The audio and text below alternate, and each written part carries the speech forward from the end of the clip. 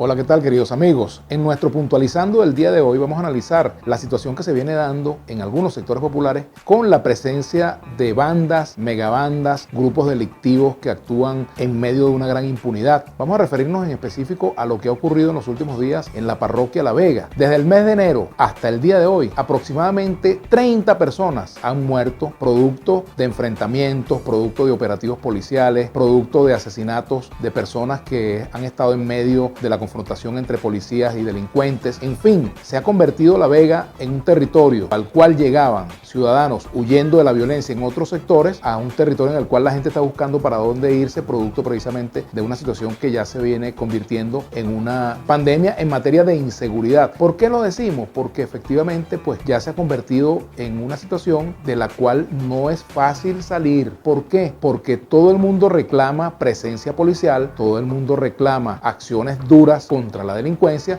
pero a la vez resienten cuando los cuerpos de seguridad llegan a las parroquias violentando normas elementales, por ejemplo la presunción de inocencia. No puede ser que mientras estas bandas actúan impunemente, buena parte de los detenidos son personas que no tienen antecedentes, son personas que viven en las comunidades, son jóvenes, muchos de ellos que son sacados de sus residencias a medianoche mediante operativos que persiguen más bien generar una sensación de que hay actuación contra la delincuencia en lugar de ofrecer resultados concretos en el desmantelamiento de estas bandas. En días recientes conversábamos con vecinos de La Vega y nos plantean el drama que tienen. Gente que tiene 50 o más años viviendo en la parroquia nos narraban cómo lamentablemente hoy es un territorio en el cual hay mucho miedo. La población tiene miedo de la acción de estas bandas criminales, pero también de una actividad policial reñida con principios constitucionales elementales. Entonces, claro, ¿qué hacer? ¿Cómo se debe combatir este tema de las bandas y de las megabandas? Pues se debe combatir en primer lugar con políticas sociales que vayan a las causas de fondo, que vayan, por ejemplo, a atacar la violencia en el hogar, que vayan a atacar problemas como, por ejemplo, la falta de oportunidad de nuestros jóvenes, el hecho de que muchos de estos delincuentes se conviertan en referentes, en gente digna de ser imitada por ellos. Esto es terrible. Y bueno, vemos cómo se está produciendo también entonces un debilitamiento de la organización popular frente a estos hechos. Por ejemplo, el rol de la iglesia, muy importante en las comunidades, también se ve afectado porque los misioneros, las personas que tienen alguna actividad comunitaria, también pueden terminar siendo blanco del ataque de estas bandas porque compiten por la misma población, la población juvenil. Y evidentemente pues allí se ve la carencia de las políticas del Estado, de la presencia del Estado. La presencia del Estado se reduce a una presencia esporádica con operativos policiales, pero poca política social de inclusión, poca política de fortalecimiento social. Y eso es, por supuesto, el saldo negativo de todo esto. Ahora, ¿cómo hacer para enfrentar estas bandas con todo el peso de la ley, pero dentro de los márgenes constitucionales? Es un reto para quienes saben de esto. Yo no tengo la solución. Nosotros nos limitamos, por supuesto, a describir lo que está viviendo la comunidad de La Vega, lo que viven las comunidades de otros sectores que son afectados por la presencia de estas bandas. A sangre y fuego no se va a resolver este conflicto. Lo decía en días pasados el padre Alfredo Infante, que hay que negociar, que hay que buscar mecanismos para la garantía de la paz en estas parroquias, en estos barrios caraqueños. Y la palabra negociación es una palabra que ha estado muy desprestigiada en los últimos tiempos, tanto en el plano político y mucho más con el tema de las bandas. En días recientes también el diputado Pedro Carreño afirmaba que no se puede estar negociando con delincuentes, que a los delincuentes se les ataca con plomo. ¿Cuántas veces no hemos escuchado lo mismo en otros momentos de la vida nacional? ¿Cuántas veces se ha prometido el llamado plomo a lampa? Y esto se transforma en una consigna de la cual solo queda como resultado pues el fracaso de las políticas en materia de seguridad. Las políticas de exterminio no tienen sentido, no resuelven el problema de fondo, como tampoco resuelve el problema de la delincuencia en Estados Unidos, la pena de muerte, por ejemplo. Hay un gran debate en torno a esto. El problema es que en nuestro país ya se ha convertido en una cultura de los cuerpos de seguridad del Estado la aplicación de la pena de muerte de forma extraconstitucional, no de forma extrajudicial, porque resulta que las ejecuciones no están permitidas en nuestra legislación, en nuestra constitución. Entonces es obvio pues que hace falta una gran reflexión, una gran investigación y sobre todo mancomunar esfuerzos entre los distintos sectores del país para atacar este problema en toda su dimensión. La crisis educativa que vive el país, la crisis de alimentación, la crisis en el hogar, la violencia de género son demasiado gruesos como para atacarlo solamente con un operativo de orden policial. Y lo otro es que también uno se pregunta cómo es que se hacen todos estos operativos y no caen los líderes de estas megabandas. ¿Quién les informa que hay estos operativos? ¿Serán de los cuerpos de seguridad? ¿Será que tienen un mecanismo de formación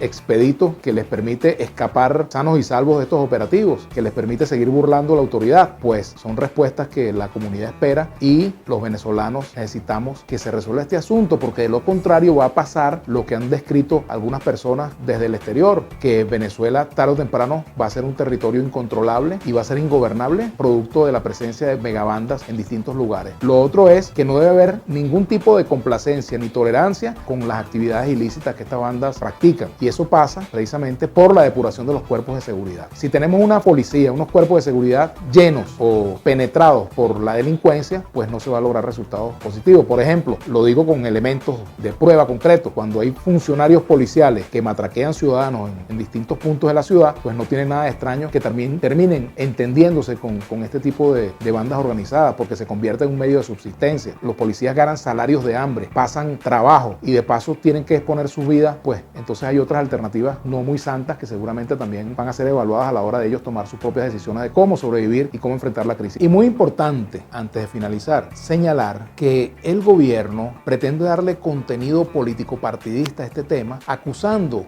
a sectores de la oposición de financiar este tipo de acciones criminales, sin presentar una sola prueba que sustente semejante acusación. Realmente acusar a la oposición de estar financiando estas bandas sin pruebas concretas lo que hace es tender otra cortina de humo sobre un problema que es muy grave. Es un problema de orden social y como tal debe atacarse. Así que evidentemente pues el hecho de que se señale que están siendo financiados estas bandas por gente de la oposición, por sectores de la llamada ultraderecha, pues lo que hace es minimizar la responsabilidad del Estado, porque resulta que el Estado ha estado ausente allí en estos sectores populares. Yo le preguntaba en estos días a una maestra que tiene alrededor de 50 años viviendo en La Vega, ¿cuántas veces han visto allí a gente de la Defensoría del Pueblo tomando nota de las violaciones a los derechos constitucionales que han cometido los integrantes del FAE? Me dice que no los ven, que nunca van por allí, ni siquiera van los políticos de oposición, ni los políticos del gobierno, ni siquiera en tiempos electorales se acercan muchas veces a estos sectores. A lo mejor ahora van a hacerlo producto de que tenemos un proceso electoral y que el tema se ha convertido en noticia. Pero evidentemente pues aquí lo que falta es la cooperación interinstitucional, la cooperación entre los distintos niveles de gobierno, la cooperación entre el Estado, las universidades, los sectores que tienen políticas en este campo, llamar a los expertos en criminología para buscar una solución integral al problema, porque de lo contrario pues seguiremos espasmódicamente viendo noticias de muertes, de enfrentamientos y de nuevas supuestas conspiraciones de la ultraderecha para tratar de ocultar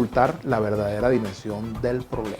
Así que bueno, dejamos hasta aquí puntualizando y continuaremos en el análisis de esta situación que se hace pandémica. Hay que tener políticas de Estado integrales para enfrentar la presencia de las bandas y sobre todo políticas para evitar que continúen proliferando. Hasta aquí el puntualizando de hoy.